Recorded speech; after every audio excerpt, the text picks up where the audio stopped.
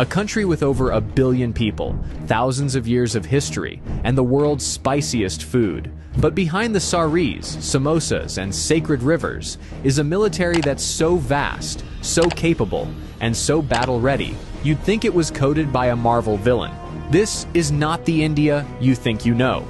Because while some countries flex with parades, India just silently upgrades, drills in 3 climate zones, and prepares for war across land, sea, air, space, and cyberspace, all at once. So buckle up, because India's military might, it's on another level. Let's talk geography, because India doesn't live in a quiet cul-de-sac. It's in the world's most intense neighborhood. To the north, you've got China, nuclear-armed, high-altitude, and constantly eyeballing mountain borders. To the west, Pakistan, with decades of tension and history that could fill its own Netflix series. To the east, jungle borders with Myanmar, insurgent hotspots, and some of the toughest terrain on Earth. And to the south, the Indian Ocean, where everyone from the US Navy to Chinese submarines likes to just hang out. In other words, India is surrounded by drama. But here's the twist. While most countries would freak out, India builds a defense force designed for permanent pressure. Because peace is nice, but being unbreakable, that's better. India's army isn't just big, it's seasoned. With over 1.2 million active personnel and hundreds of thousands in reserve, it's one of the largest standing armies on the planet.